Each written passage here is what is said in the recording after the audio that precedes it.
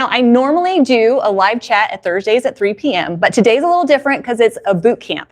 So about every quarter, I do a 2-day hands-on long arm class for a long arm boot camp. And so I'm here today in the middle of our boot camp doing a demo on how to use rulers on a long arm. And since I normally have a live chat this time, I thought, we'll let you guys peek in on the boot camp. So sorry I'm not there with my normal live. I will definitely be back next Thursday with my normal live chat where we'll kind of recap the first 2 weeks of the free motion challenge. So I look forward to seeing you there. But for now, let's talk about quilting with rulers on the long arm.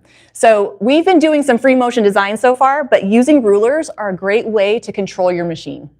They're a template that allows you to create some pretty cool designs. And the first couple times you try them on a long arm, it's a little weird. It feels like you have a weird kind of appendage on your hand. So just know that that gets more comfortable the more you do it. One thing I want to point out, I have a ruler base on my machine. You can't see it here, but it's a platform that makes a steady platform that makes a steady base for my ruler. It's practically required on a long arm. I would definitely suggest having that because it keeps you from having your wobbly ruler. Now, when I position my ruler against my foot, I can work from all different sides. So if I want to go vertical or horizontal, and then when I place my hand on the ruler, I want to remember that I can only quilt within my fingertips. This is where I have control. So as I'm quilting along the ruler, if I get past my fingertips, I need to pause and move my ruler or pause and move my hands. What I don't want to do is hold back here because at the best, that's going to give me a wobbly line. At the worst, it could go into my needle and I don't want that. So that's the one thing I'll harp on you today in a nice way or tomorrow. So I need to reposition often. Now, it just so happens the rulers I have in our class are the ones I designed and they are hand size. So you have no option but to reposition. But when you get home and you're working with those longer rulers, those are awesome. Just remember, you have to move your hand as you go, okay? Now, when I position the ruler against the foot of my machine, I'm going to keep my fingers close to the edge I'm quilting, about a ½ inch or so away. I don't want to hold it back here because it could come up a little bit, right? So I want to hold it close to that edge, but not too close, right? Because I don't want this to hit me. That will scare you a little bit and make you jump. So positioning my hand, I'm going to press on the ruler, but not cranking down on it. What's going to happen if I do that?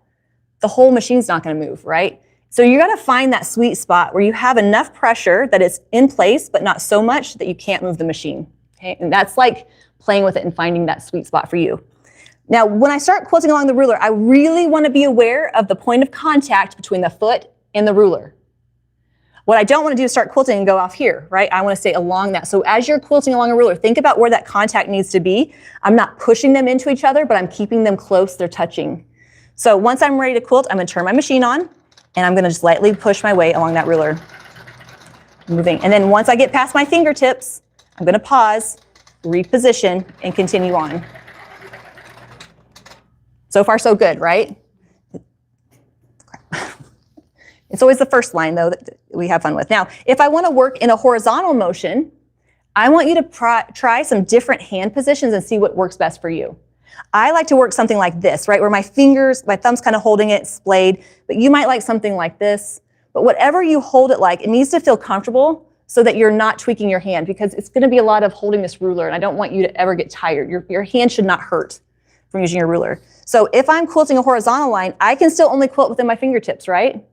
So if I'm doing what I say you should do, once I get to my fingertips, I need to pause my machine, and I can move my hand, or I can shift the whole ruler. That's the one thing. If I can get that in your head, you will have the best results and you won't have any broken rulers, which is really nice. Now, as you get more comfortable quilting with rulers, going in all different directions, notice that even though I'm in stitch regulated, when I go to change the direction of my ruler, I'm going to pause the machine, turn it off, and take my time here.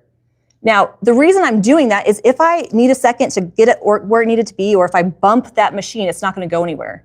So in the beginning, go ahead and turn off your machine, take a second, reposition. But as you get more comfortable with it, then you can then leave it on and go in different directions. Does that make sense to everybody? Perfect. So here I'm just quilting my box and echoing in. Now, when we work with rulers, even straight edge or any, what I have to remember is there's always going to be about a quarter inch in between the needle and the edge of the foot. So I have to take that spacing into account when I'm quilting my lines a certain distance apart, right? So if I want my lines a quarter inch apart, I'm going to run the foot along the previously quilted line. So if I come over here, let's say I want to do my quarter inch spacing, I'm going to put my ruler along that previously quilted line, and that's going to give me quarter inch spacing. nudge it over, move like this. But if I want lines that are further spaced apart, for instance, maybe 1/2 inch, I can use the reference lines on my ruler to do that. This first reference line is about 1/4 inch away from the edge. So if I put that first reference line on the previously quilted line, I'll have 1/2 inch here, 1/2 inch here, and that will give me 1/4 inch, 1/4 inch will give me 1/2 inch, right? Something like that. So we can use those reference lines on our rulers to keep our lines fairly spaced consistently as we want. And here's further still, all right? So depending on how far apart you want your lines, that's gonna be the guide for that. Now there are a couple different ways I like to use my straight edge ruler, not only to create my straight horizontal and vertical lines, but I like them for diagonal lines. I use them for diagonal lines all the time because it's almost impossible to quilt a diagonal line perfectly without it. So I'm positioning the ruler where I need it to be, running along the edge of that foot, and continuing on. But if I want my quilting to come to a certain point, right? Let's say I want this line to end right here on that previously quilted line. If I put my ruler right on that corner, what's going to happen? I'm going to be 1/4 inch away. So what I need to do is take that into account. So I like to put my ruler on that point, back it up just a bit, about 1/4 inch. Can you see that? And then quilt it into that line. Getting it as close as I can, knowing that even if it's not perfect, it's going to be fine. All right, so let's do a little wedge in here. And let's pretend now I want to come to this line. If I position my ruler so that it's directly on that corner, it's going to end up too far away. So I'm going to rotate it just a bit so it's 1/4 inch away. And now, is every line you quilt going to come perfectly to the corner? No, because we're not doing perfection here. We're just getting it as close as we can. But the more you do it, the easier it gets, I promise. So diagonal lines, hitting those corners, positioning it so. Now, beyond that though, beyond your straight lines and your stitching in the ditch and all that, I also like to use the ruler to control the momentum of the machine. So if we think about matchstick lines or back and forth kind of lines like this, right? Really nice, dense kind of filler. I'll actually use a ruler to help me with that. And not because I want to keep my line straight, but because it helps me control the momentum of the machine. Right, so if I put my ruler right here, and as I'm quilting my lines, and as I come around, the ruler is just acting like a stopping point to help keep that consistent. It's kind of like a boundary. It's like keeping me from going too far. Because what happens is if I do without a ruler, sometimes I'll get something like this. Anybody do that? Right. Now this is a little bit of an exaggeration here, but what's happening is that momentum is taking me too far. So if I want to keep those nice straight lines, I'll use that ruler. And it's the same if I want to do it vertically as well. So in this instance, I'm using the ruler to nudge the machine just a bit to help keep that nice and dense. Now you might be watching thinking there's nobody I love enough to do that, and that's totally fine. But one of these days, if you're like, you know what, I want to quilt something to death, using that foot is going to help me do that, help keep that consistent.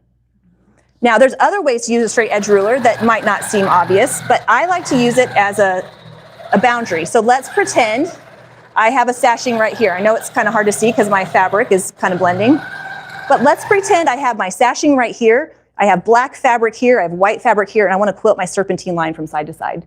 And I really, really don't want my quilting to go over the edge. I can put my ruler right here as a stop so that as I come down into it, it's just a boundary. I might not always touch it, but if I do, it's going to keep me from going over. Now, I don't have it for both sides, but I'll take 50-50, right? So using the ruler is going to help you that way. Another way I like to use it is for quilting along curves. Now, you might think, well, it's straight edge, but you can use it on curves if I reposition it often. If I quilt in little sections and reposition the ruler as I go, that's going to give me a curved kind of look.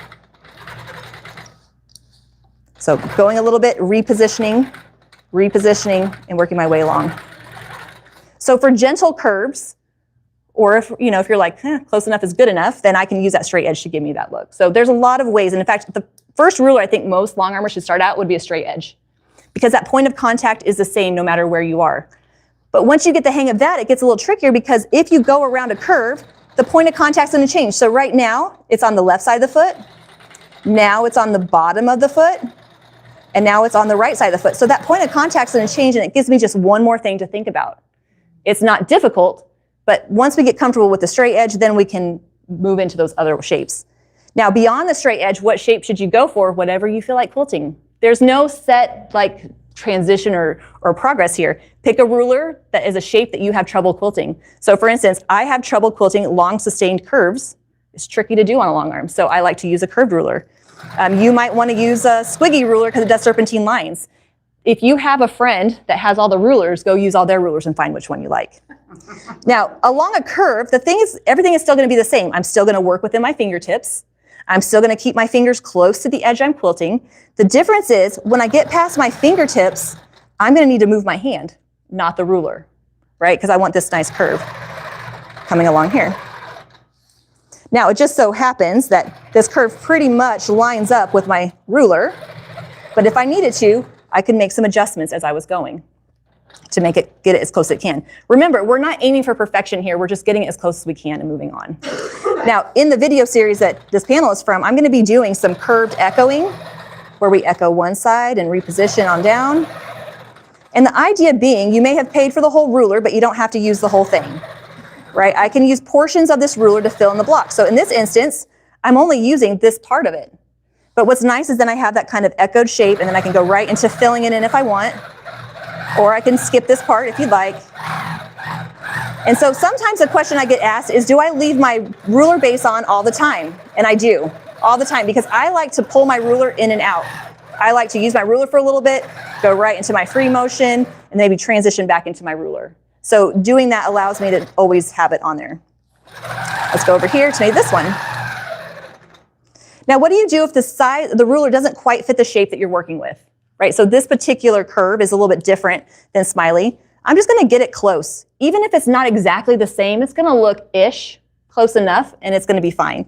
So in this instance, I'm going to quilt a line that curves out to this point and back down here. And this is actually going to be in the second week's video. But the idea being, I can position it where it goes out, and I'm going to stop below this point, right? I'm looking at the outer point, and I'm kind of quilting to that point, repositioning and going down the other side. Now, the reason I'm showing you this, because you haven't even tried the straight edge rulers yet, is I want you to get comfortable. I want you to practice going in all different directions. Our brains love to do what's easy, and if we're left to our own devices, we'll do the easy thing, and that's all right. But in this example, I want you to try quilting, left to right, right to left. I want you to try filling in these blocks, and that way you get more comfortable with using your ruler. Will some directions be harder than others? Absolutely. If you feel a little bit like throwing up in one particular way, that's probably normal, right? You're just going to practice with it and move on. But the idea being, forcing yourself to use the rulers in all different directions are going to help you. So whether that's picking a block or marking out a block and filling it in, and then having fun with it. And then, I get bored doing the same thing over and over again, so let's do a little bit of this. On and down. By far, the most common frustration when quilting with rulers is, let's say I'm quilting along it. I want to quilt my curve. I quilt and I kind of do something like this. Ah! Totally normal. What's happening here? I'm not paying attention to the contact on the foot. When we're practicing, especially in this boot camp and in this class, just back on up. You can look around and make sure I didn't see it. That's fine too. And try it again. We're paying attention to where that point of contact is on the foot. And once you get more comfortable with that, it's going to get easier and easier.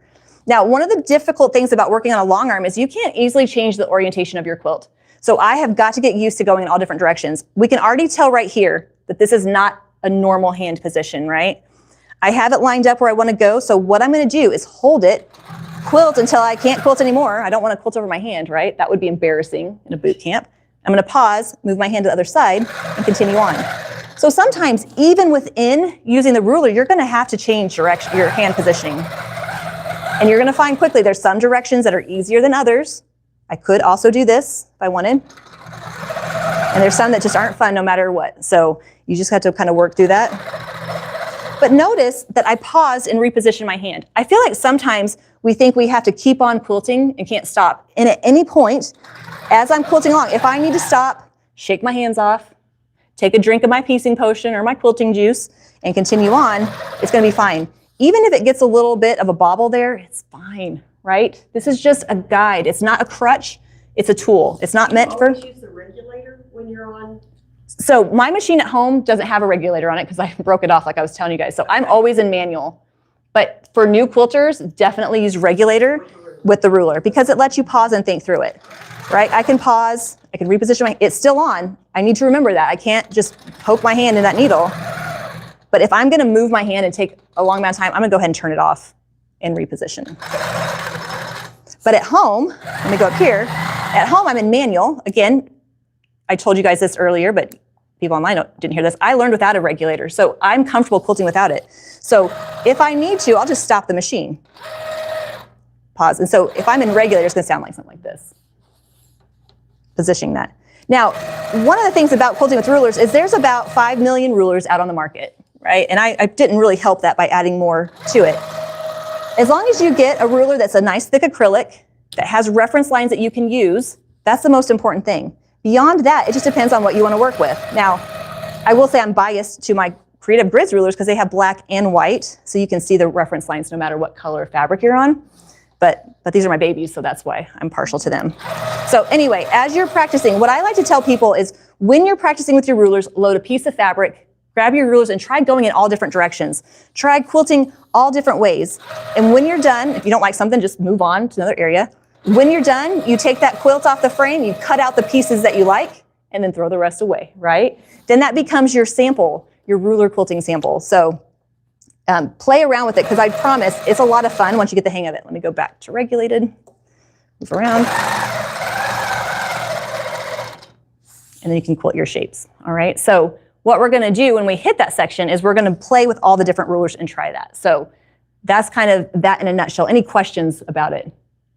Did I make it look easy? Yeah. Remember I told you it has to look easy? It has to look easier, you wouldn't want to do it, right?